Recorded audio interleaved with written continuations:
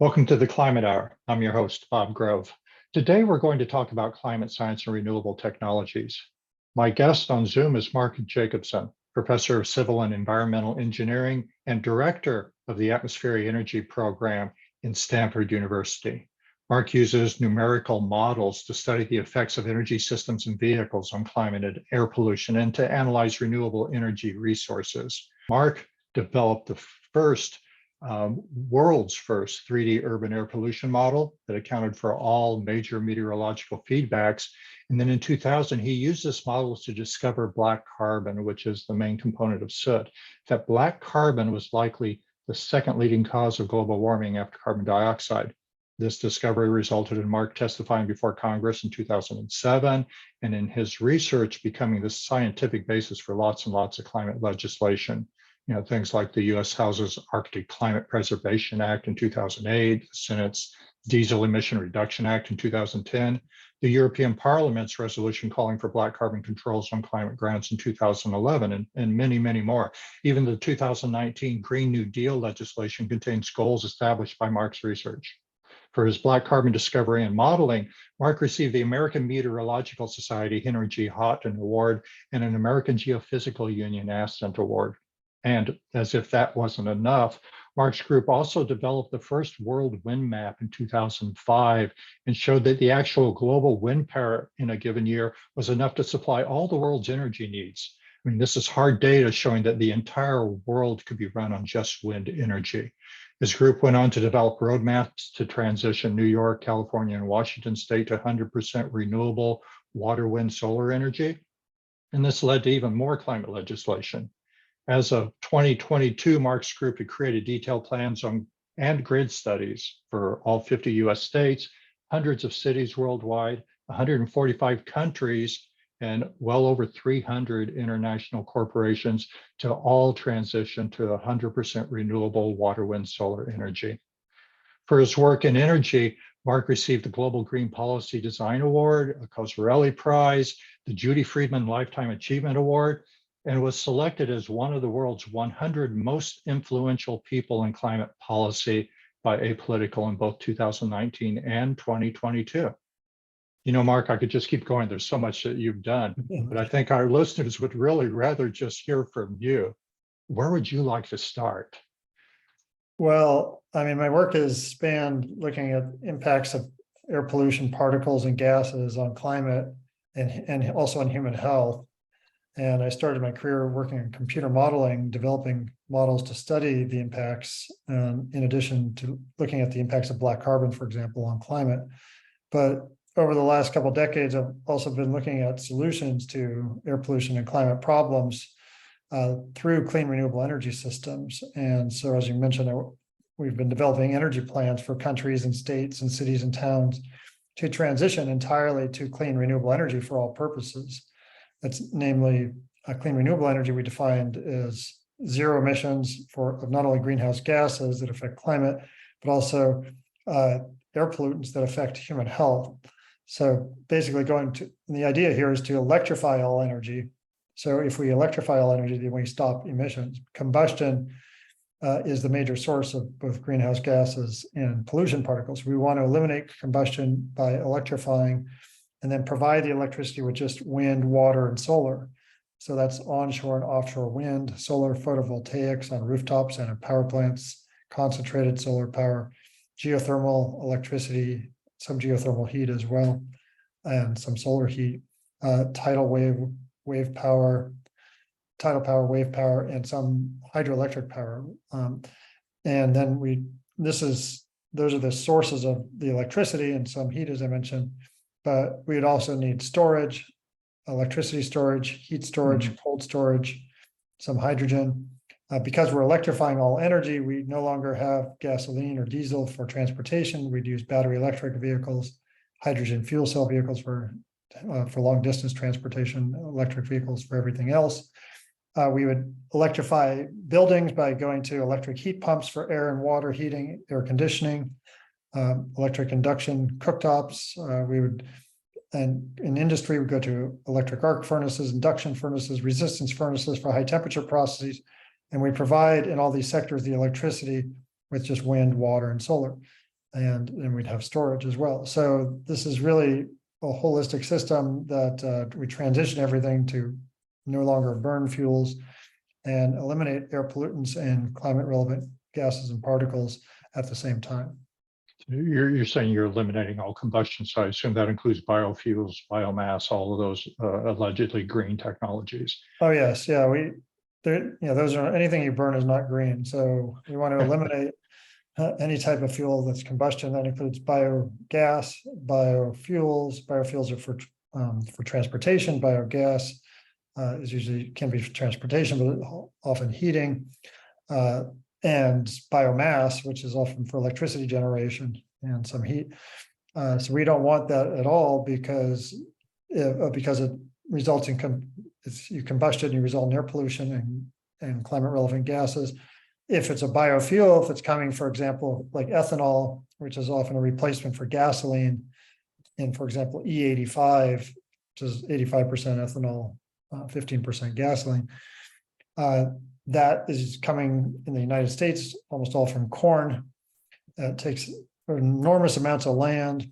Just to give you an idea, because photosynthesis to grow any bio crop is only 1% efficient, whereas so it only converts 1% of the sun's energy into actual energy that's used as a fuel.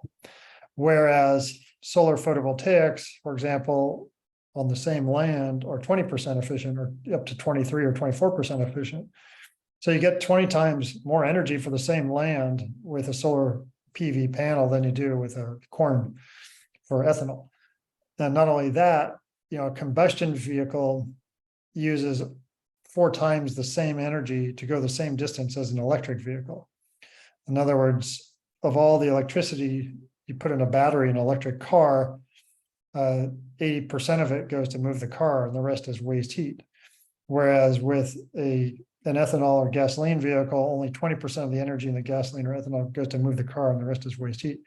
So you use 4 times more energy to go the same distance with an ethanol car than an electric car, and you use 20 times more land for growing the corn for producing the ethanol. Yeah, it's a solar panel. So you need 80 times more land. 20 times 4 is 80 times more land to go the same distance in an ethanol car from corn versus an electric car from solar photovoltaics.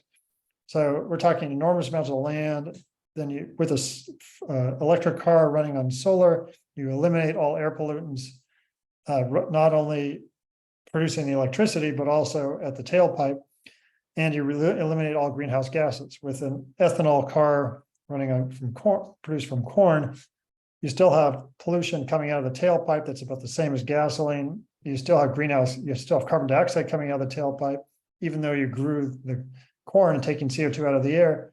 You actually, all the energy it takes to convert, to grow the corn and then convert the corn into ethanol, turns out, and the land use change emissions associated with that, is actually about the same as gasoline. So you don't, with a biofuel crop, you're not reducing any carbon, and you're just about the same amount of air pollution as gasoline, compared with going to electric cars powered by solar or wind. You're eliminating all tailpipe and upstream emissions of production of the fuel.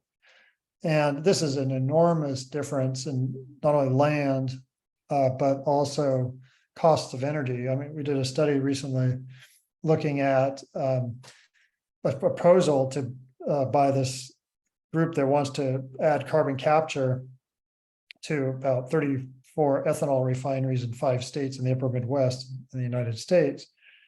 And they want to spend about $5.6 billion for adding carbon capture to the ethanol refineries. And then they want to build 2,000 miles of pipelines over thousands of properties, thousands of people's individual properties. And so they're trying to actually take their land to do this if they're not voluntarily donating their land for the pipelines. But so I did this analysis and found that, that ethanol in those refineries is used for E85, which is the biofuel used to replace gasoline. And so because of the efficiency of electric vehicles versus this ethanol vehicles, even if you use like a Ford F-150 which there's an electric version and a flex fuel version where you can run on ethanol. And even that indicates that it's a factor of 4 difference in the distance you go in the same energy with the electric vehicle. Turns out the fuel cost savings, if you go the electric route, if you buy the electric version of that, is for an individual driving 15,000 miles a year for 15 years, each person will save about $35,000 in fuel costs.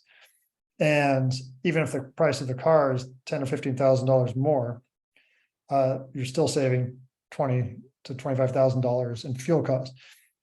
For all the people affected by this pipeline, if they spent the same $5.6 billion on building like wind to power these electric vehicles, these consumers who are driving would save $100 billion in fuel costs alone over a 30-year period. And this indicates that, so this whole project is really designed to put money in the pockets of agricultural people, the big agricultural owners, taking money away from consumers and drivers, ordinary citizens who are driving around with these really wasteful combustion vehicles. And this applies to gasoline vehicles too. I mean, electric vehicles are so efficient, they save everybody huge amounts of money in comparison with combustion vehicles. In addition, by the way, even with the carbon capture, switching to electric cars instead running on wind would save 2.5 to 4 times the carbon emissions as this carbon capture project. And so it's just ridiculous to spend money on carbon capture. That's one point I want to make. It's so much more efficient to just get rid of combustion, not to build pipelines to pipe carbon dioxide around and add capture equipment, which requires a lot of energy. We want to take that same money and get clean, renewable electricity in transportation. And that saves money, it saves carbon, it saves land. It's just a much better way to go. Yeah, I hear what you're saying. You're talking about electric vehicles and such, and I assume we're moving away from hybrids because there's still that combustion component within the hybrid car. Yeah, hybrids should be a thing of the past. We don't want any gasoline or diesel going into any vehicles anymore. Yeah, you mentioned hydrogen fuel cells. So you see that as a way of taking the power off grid and providing transport or whatever. Hydrogen has some applications in this new world. Well, first of all hydrogen should be green, which is produced from wind, water, solar electricity, not what we call gray hydrogen, which is from natural gas, or blue hydrogen, which is natural gas with the carbon capture I just talked about. And the main applications of hydrogen are steel production. Instead of using coal, for example, which is used now to convert iron ore to pure iron, we can use hydrogen and green hydrogen to do that same thing. And then if we use renewable or like wind, water, solar electricity for the rest of the electricity and heat needed for steel production, we can actually reduce 98% of all carbon emissions from steel just with what we call green hydrogen. And also ammonia production. Already ammonia is produced from hydrogen, but the hydrogen, 96% of all hydrogen produced today is from natural gas. So if we switch that hydrogen to green hydrogen, that would be very beneficial. And then long distance transport, like most passenger vehicles should be just battery electric vehicle, and mid-sized vehicles with battery electric, even most trucks. But for really long distance aircraft, long distance ships, very long distance trucks and trains, hydrogen fuel cell is more efficient. Short distance aircraft and ships would be battery electric. So those are the 3 main applications of hydrogen. Maybe some grid electricity storage for hydrogen, but in combination with batteries, but never hydrogen alone for grid electricity storage. And we do not want to use hydrogen for heating buildings, and we don't want to use it for passenger vehicles, just not nearly so efficient as for buildings. We'd rather use electric heat pumps. They use 1/4 the energy as even hydrogen would, because they move heat around, they don't produce it. And for transportation, as I mentioned, we want to use battery electrics. I know in 2010 you did a TED debate on does the world need nuclear energy? Where does nuclear fit into this, or does it? Well, we do not need any new nuclear power, and we don't advocate for that because I mean, let alone the fact that the costs and delays are so significant. We have 7 years to solve 80% of the climate problem and air pollution problem. I mean, 7.4 million people die every year right now from air pollution, and we need to eliminate emissions immediately. So a new nuclear power plant takes, in North America and Europe, takes between 17 and 21 years between planning and operation at this time. There's a plant in Georgia, the only 2 reactors being built in the US are, there's one plant in Georgia, and they're on years 17 and 18 between planning and operation, and they've cost $35 billion so far. And that is about $15.2 per watt. And that compares with $1 per watt for new wind or solar. So the capital cost is over 15 times higher, or 15 times the capital cost of new wind or solar. When you account for the difference in the how often it runs, it's about a factor of 10 times higher cost of energy for new nuclear in the United States. In Europe, there's a new plant just went on in Finland after 21 years. There's one in France, it's about 20 years. There's one in UK that's going to be also on the order of 19 or 20 years. They're just costing enormous amounts, taking too long. New small modular nuclear reactors, those have been proposed. But there won't even be test ones available until 2029, 2030. And they're going to have the same problems, delays and high costs, and taking a long time to build. Now, on top of that, we have other energy security issues associated with nuclear weapons proliferation risk. When you have small modular reactors, they're easier to ship around the world. So I think the weapons proliferation is going to expand, and more countries will obtain nuclear energy, which is the gateway to nuclear weapons. And then we have meltdown risk. 1.5% of all nuclear reactors ever built have melted down to some degree. We have waste issues. We have to store the waste for 200,000 to 300,000 years. We have underground uranium mining risk, where about 10 to 15% of all underground uranium miners have died of lung cancer historically. And then there's carbon dioxide equivalent emissions associated with nuclear. There's energy required to build the plants. There's energy required to mine and refine uranium continuously over the life of the plants. And then there's direct heat and water vapor emissions from the nuclear power plant. I mean, when you're not burning coal, for example, when you burn coal, you're actually burning it. But in this case, you have a nuclear reaction that creates heat. And some of that heat, a lot of it actually goes right to the air to, heats the air directly. Then you have a lot of water vapor because you need water to cool the reactors. Water vapor is a natural greenhouse gas, but it's also emitted by humans, and it contributes to global warming as well. What about fusion? We're hearing a lot of news now about Helion Energy's contract to deliver 50 megawatts to Microsoft by 2028. That sounds amazing. What are your thoughts on that? Oh, that will never happen. So, You're skeptical. Fusion is so far away. They spend a huge amounts of energy just to get the tiniest amount of energy at an enormous cost. I mean, I think compared with fission, if it actually did work, it's actually a lot safer and cleaner. But it's not gonna. It's just, it's a dream right now for a lot of people, and it's we need to focus on things that work and that we can implement today. So this is I just finished a book called No Miracles Needed, and the purpose of the book is to not only show what's possible, but what we do not need and is not necessary, and what we should not waste our time on. Because when we have an important problem that needs to be solved immediately, we don't have time to invest in, or money to invest in, technologies that are not right on the cusp of being available or already available. I mean, we have 95% of the technologies we need to solve the climate and pollution problems we face and energy security problems we face. What we don't have is the long distance aircraft and ships, but we know how to do that. So we have limited resources and such a huge problem worldwide. We cannot be spending time and money on technologies that may or may not be available in 10 years or 20 years or 30 years. Why would we do that when we could take that same investment and actually get some reductions of emissions immediately today? Yeah, that's a really good point. So if we electrify everything, and our vehicles are electric, we're putting a lot more stress on our grids. And I know you've done grid studies. Is the American grid going to be able to stand up to that, or are we going to have to rebuild the whole thing? Yeah, we can we can keep the grid stable with 100% clean renewable energy for all purposes. And it's really just an optimization problem. I mean, think of well, right now, I mean, even today, I mean, we need backup power because, let's say we don't have any renewables on the grid. Let's say we have nuclear, which is flat baseload supply of electricity. Coal also provides us flat supply of electricity. But first of all, nuclear and coal, they're down between 10 and 15% of the days of the year in the US. In France, nuclear is down now 48% of the year. So, you have this flat supply and then suddenly it goes to zero. So you need backup already.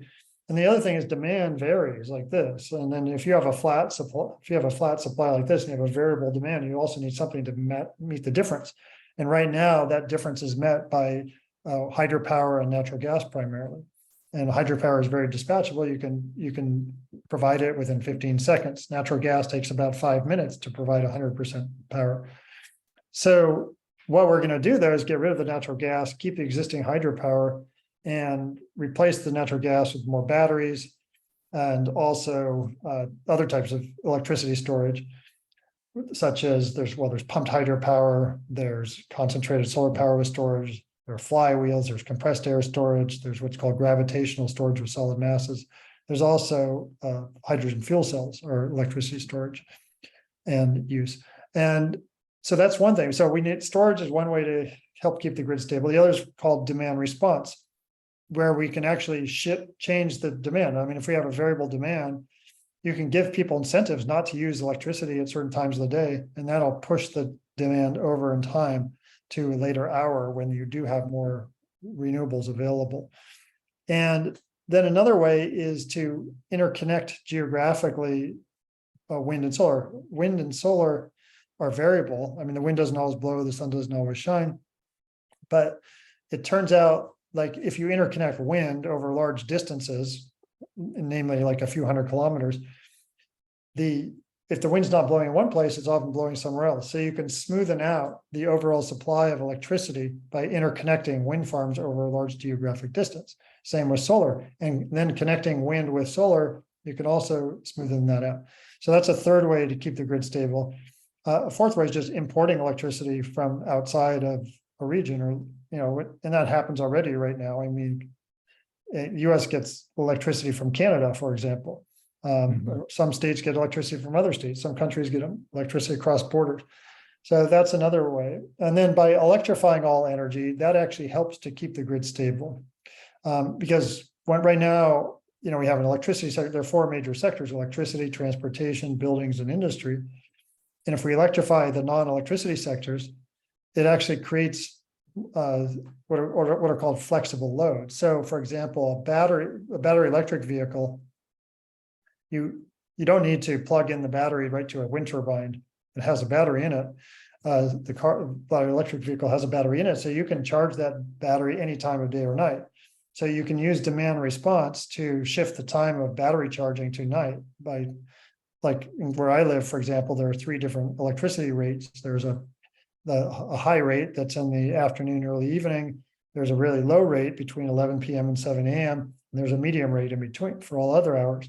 So there's a strong incentive to charge my electric car after 11 p.m. And because the price of electricity in the summer can be a factor of 5 different between the high and the low rate. So that's demand response. And by electrifying vehicles, for example, you create more of these flexible loads that could be shifted in time. And anyway, that's another technique to help keep the grid stable. So if we're moving all these sectors to electricity, I mean, obviously we're putting more electricity through the pipe. Is the infrastructure going to support that? Yeah. So, well, we do need to expand the infrastructure, but not as much as people think, because first of all, right now, electricity is 20% of all end use, what we call end use energy, what people actually use. And then the other sectors are the rest. If we want to electrify all energy sectors, it turns out our electricity, well, we'd have 100%, everything would be electricity in theory, but electricity is so much more efficient than combustion. So for example, when we go from gasoline cars to electric cars, our energy requirements go down by a factor of 4. And we go to natural gas heaters for buildings, for example, to electric heat pumps, our energy for that process also goes down by a factor of 4. And then also when we go to wind, water, solar, we don't need to mine, transport, or refine fossil fuels or uranium anymore for fuels. And that's about 11% of all energy worldwide. We get rid of that. And then when we electrify industry, we save a few more percent. Turns out we save, by going to this process, we save about 56% of energy worldwide. So instead of needing 100 units of total energy, we now go down to about 44 units. So let's say we started with 100 units and 20 units were electricity. Now with wind, water, solar, we have 44 units and all 44 are electricity. So we're basically just a little more than doubling our electricity requirements, but we're reducing all energy about 56%. And so we do need, more electricity, but a lot of that electricity can come from rooftop solar. About 25% can come from rooftop solar, where we don't need an expanded grid. That just helps people in their own homes. They can just get their own electric energy from their own rooftops. You'll have local transmission or local distribution or movement of electricity. If you have too much in your home, you can shift it to the grid or vice versa. But anyway, so you're going to have a lot lower demand and some local sources, and then offshore wind, for example, you don't need long transmission distances to get to the coast. Most people live along the coast, so those are very short distances. So we're going to need, some additional long distance lines, but not as many as people were thinking. And because of the fact that we have rooftop solar, we have offshore wind that's close to load centers. And also the more storage we have, the less transmission we need. So if we can't put in the transmission in time, we can shift to more storage, and that also helps. So I'm pretty optimistic we can solve the problem. You're listening to the Climate Hour. I'm your host, Bob Grove. We're speaking with Mark Jacobson about climate science and renewable technologies. Mark, I'd like to turn to solutions, what our listeners can actually do to help themselves and the planet. What would you suggest? Where do they start? Electrify their homes, buy EVs, lobby Congress? Where do you send them? Well, individuals can do a lot on their own, in their own lives. First thing I would do is, if you can, electrify as much as possible in your own life. So certainly, the very simplest thing is weatherizing your home. So putting weather stripping in windows to reduce heat loss, putting LED lights, replacing incandescent lights, or even, the other types of lights. So your LED lights use 1/10 the energy as an incandescent light. Then, the next step is going to electric heat pumps, switch out that natural gas air heater for electric heat pump air heater, switch out the natural gas water heater for electric heat pump water heater, switch out a natural gas stove for electric induction cooktop stove, switch out your gasoline vehicle or diesel vehicle for an electric vehicle. Then, certainly using less energy, like taking fewer trips, telecommuting more, public transportation. And then, there's a lot you can do in the community too. You can join groups that are, encourage this or educate the public, but also, we really need strong policies put in place. So encouraging people to run for office that want to also make a change. I think so. You can do things at the political level, but you can also do things in your own life to make a change. Yeah, all those are just the basic things that we talk about all the time on the Climate Hour. Mm-hmm. I've read that you live in a net zero home that runs on renewable energy. What does that look like? What have you done? Yeah, so I built my own home in 2017 with no gas on the property, and I have electric vehicles. So it's all electric.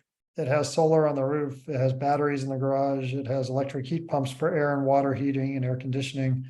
It has LED lights. It's very well insulated as well, and electric induction cooktop. So yeah, I've had this for now 6 years. Produce on average 20% more electricity than I consume, and send the rest back to the grid.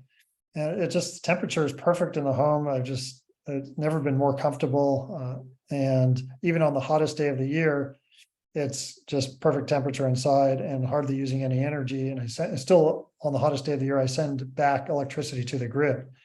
So I saved a lot of money just up front by not having to pay a gas hookup fee. I saved about $6,000 because the utility wanted to charge $6,000 for me just hooking up gas Just to to the put in the property. meter, yeah. I avoided $10,000 in gas pipes. I mean, there's no reason anybody should need two forms of energy in their home. It's, electricity can do everything the natural gas can do, but it can do it better and cheaper and more efficiently. And it's just simpler. I mean, life is just simpler and more comfortable without natural gas. And everything you're mentioning is very accessible. I mean, nothing new. I mean, a lot of those technologies you mentioned have been in Europe and Japan for like 50 years. So this is really proven technology you're using. Nothing sci-fi there. Right. Well, yeah, it's all commodity technology, but it's getting better. I mean, they're more efficient, lower costs, and there are also a lot of subsidies in the U.S., at least, from a lot of other places as well.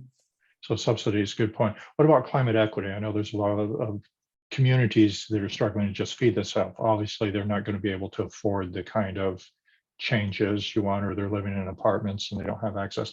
How do we address their needs? Well, I think it has to be done. I mean, there's a lot being done through the subsidies. For example, California just has a new plan. They're spending $8.6 billion just on electrification of buildings and getting people to adopt batteries in their buildings and energy efficiency. So three things: energy efficiency, electrification, and batteries. But a lot of these subsidies are loaded to help underserved communities. And so that's, through the subsidy system, we can help.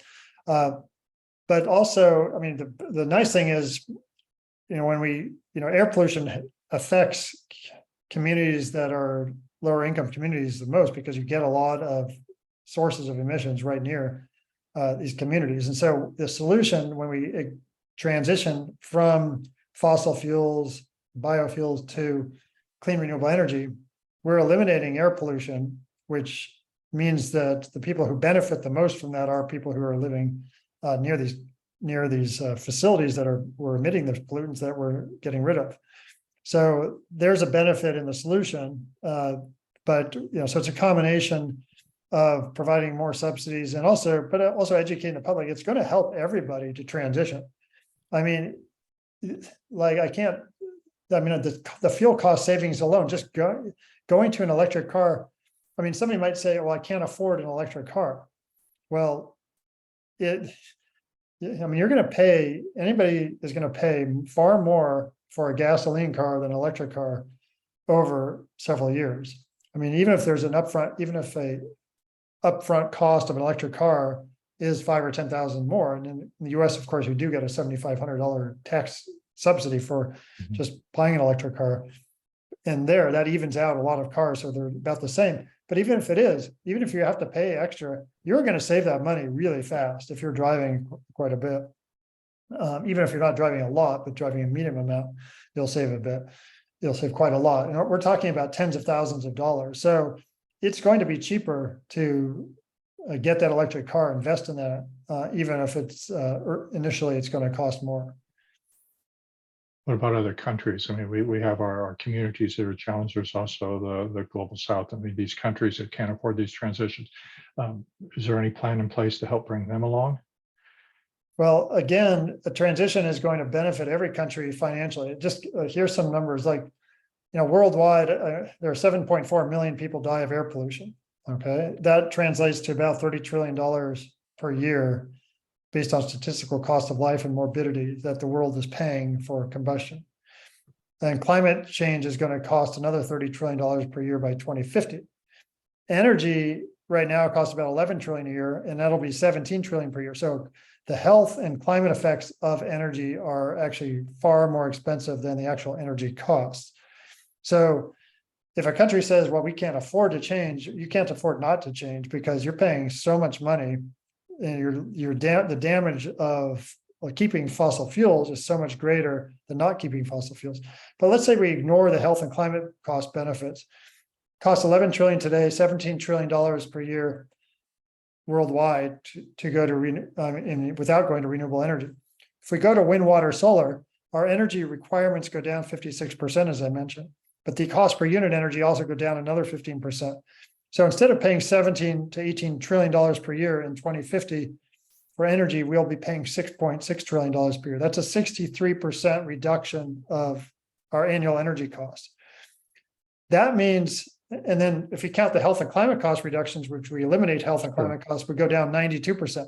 So it's a 63% reduction of just by transitioning. So that alone should, any country, that's about the same. I mean, there's a range for all the countries, but it's in that range. It's going to be between 50 and 70% benefit for every country. Annual cost of energy is going to go down. So the payback time of this, the upfront capital cost of a transition worldwide is about $62 trillion. And if we're saving about $11 trillion per year, going from 17 and a half to 6.5 trillion per year, that's $11 trillion savings, $62 trillion capital cost, we're on the order of 6-year payback time. So there's no reason for any country not to do this. So we could electrify the entire world and it would pay for itself in 6 years. Yeah, it's going to pay for itself, and just in the energy cost, not if the health and climate cost plus energy costs will pay for itself in 1 year. So 1 year payback time if you account for energy, health, and climate costs for transitioning. So any country that says, well, we can't afford it, well, you can't afford not to do it because you're just wasting money. And so, I mean, there's no excuse. You can say, well, we can't invest in it, but that just means you want to just waste more money on your current energy. I mean, some of these, like an island country, what are they paying for electricity? Like American Samoa, and even Hawaii. Hawaii is like 40 cents a kilowatt hour, 38 cents a kilowatt hour. American Samoa is like 50, 55. Caribbean countries are like 50, 55 cents a kilowatt hour. They could be paying 10 cents a kilowatt hour for their electricity instead of 50, 55 cents if they're producing it themselves. Mm-hmm. So how long does it take them to save that money? And what about the cost of gasoline to drive their cars around the islands? They have to ship the gasoline there. You can produce your own electricity to drive an electric car there, and your energy costs, your fuel costs are going to go down by a factor of 4 to 6, actually probably more in those islands, by a factor of 6 to 8. So how fast would it take to pay off your investment? So there's a lot of economic incentive to make this move, as well as planetary and health, all those things. I'm curious about your roadmaps. It sounds like you've done a lot of those. I mean, all the states, all the cities, countries, you and your team put a lot of work into that. What kind of timelines are built into the map? If you're saying you can achieve 100% renewable, are you saying by 2030, by 2050, what's your timeline in those roadmaps? Well, ideally, it's 80% by 2030 and 100% by 2035 to 2050. With ideally by 2035, but that's the ideal. Now, whether that happens will depend on political willpower. Sure. I noticed, and I'm reading some of your papers and such. I noticed that there's been a lot of commitments. Cities, states, whatever, that are committing to these transitions. Well, what's that look like? I mean, percentage or whatever number. Is there a good percentage taking action on this? Well, in the U.S., there are 19 states and territories that have 100% renewable electricity rules. There could be laws or executive orders, but there are no states that have 100% renewable all energy sectors. Worldwide, there are 62 countries that have 100% renewable electricity goals. Only one country, Denmark, has 100% renewable all energy goals. And there are hundreds of cities worldwide, including about 180 in the US, that have committed to 100% renewables. There are over 400 companies now internationally that have committed to 100% renewable in their global operations. And actually 8 of the 10 biggest companies in the world have committed to this as well. So the companies are actually doing a lot of the work in actually transitioning. They're buying and building wind farms and solar farms and battery electric vehicle fleets and battery storage systems. And there are actually 10 countries in the world that are at or near 100% renewable electricity in their annual production of electricity. You're talking about multiple sectors. I mean, obviously, the electricity going in our buildings, it's pretty easy to transition that to wind, solar, water. I guess the big sector, transportation, harder to move that into the electric. It's in theory, well, it's hard just because there's so many cars you have to change. But in theory, though, it's the technology is there. Just go out and buy it. Yeah, yeah. I mean, it's in concept is easy, but the numbers are just so large in terms of how many we need to transition. And in the industrial sector, and you mentioned some of the high arc furnaces and stuff like that. How hard is it going to be to transition the industrial sector to total electricity, 100% renewable? Well, that's again, you need incentives or policies to be put in place because a lot of these companies, they have an operation going and they've already put in a lot of capital and they don't want to just change, even though it will be beneficial in the long run.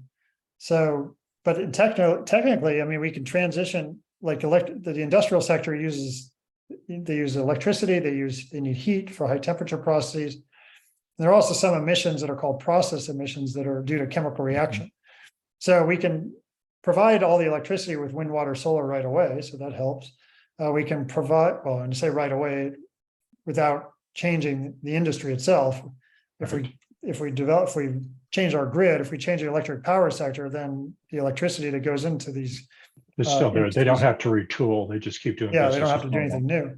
And a lot of the heat they get is right now from just burning fossil fuels. So that we'd want to change to electric arc furnaces, electric induction furnaces, electric resistance furnaces. And those are all existing technology. I mean, 1/3 of all United States industry is actually electric already. It's really the other 2/3. And so for high temperature processing, we want to use those existing technologies. So we have to swap them out basically. And then there are also emissions, what we call process emissions, like steel has chemical reactions that produce carbon dioxide. So there I mentioned earlier that we can go to green steel, where we, instead of using coal or coke to reduce iron ore to pure iron, use hydrogen, green hydrogen.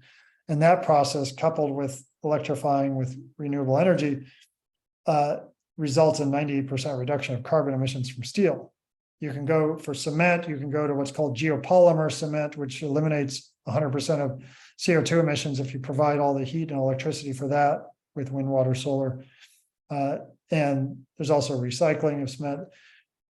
But it's not, we don't want to add carbon capture to cement, because if we do, that consumes electricity. And if it consumes renewable electricity, that prevents that renewable electricity from replacing a fossil source. And if you replace a fossil source, you not only eliminate more CO2 than you would from the cement, but you would eliminate the air pollution, the mining, and the infrastructure from the fossil source. So we're better off allowing the cement CO2 emissions to go to the air and take that renewable electricity that would have been used and the money you would have spent on the carbon capture to replace a fossil source. You'll get more benefits from that. You also can avoid all these pipelines you'll need to build to capture that CO2. Sure. Have you done any modeling on plastics? I know the fossil fuel industry is redirecting a lot of their, still mining, drilling, all that stuff, but redirecting it into producing new plastics and building that. Have you done any modeling on that? I haven't worked on that topic, but I mean, plastics, non-energies like, well, coal doesn't have any application in that. And so if we transition to 100% renewables, 100% wind, water, solar, we can essentially eliminate all purpose for natural gas and coal, but oil would still be used for some pharmaceuticals and some plastics and other applications it currently is. But that represents about 10% of oil. So we get rid of 90% of oil by getting rid of energy uses of oil. And then over time, we can also get rid of that last 10% of oil if we can come up with alternatives to oil for these other applications. Okay. I noted that you're the co-founder of the Solutions Project. You want to talk about that? Yeah. So in 2011, I co-founded with Mark Ruffalo, Marco Krapels, and Josh Fox, a nonprofit that was, we were developing these energy plans at Stanford, and this nonprofit was really taking these plans and combining them with business, culture, and community to try to educate the public. So it was really useful because and helpful in that nobody listens to me as a scientist, but when I combine with people in the business community, cultural leaders, community leaders, and others, together we actually had a stronger voice. And like we we're able to then provide more information to the public, to educate the public and policymakers about the potential to transition to renewable energy. And that was the goal of this nonprofit. It was really to provide information on a large scale about the potential to transition to clean renewable energy. And we use the scientific basis as these energy plans. And so this ended up helping to get laws passed because policymakers just jumped onto this, without much effort. A lot of people are just really interested in this. And yeah, we ended up getting up to now 19 laws in states and territories in the US and 180 cities, and lots of other policy actions that use this as either the scientific basis or this helped guide other people to really push these laws forward. And in fact, these plans ended up being the scientific basis for what's called the Green New Deal, and which is a policy proposal to transition the US to 100% renewables by 2030. Right. But the Green New Deal has never been voted on in Congress, even though there are some resolutions proposed. So anyway, it's, since then, the Solutions Project has kind of evolved and they've taken a slightly different direction. And I'm not so much involved in it anymore, but we interact, and this Solutions Project still takes our energy plans and has them on their website and promotes renewable energy. I know you've published a lot, but you also have several books out there. You want to talk a little bit about your books? The two recent ones are what? No Miracles Needed was published in 2022, and 100% Clean Renewable Energy and Storage for Everyone in 2020.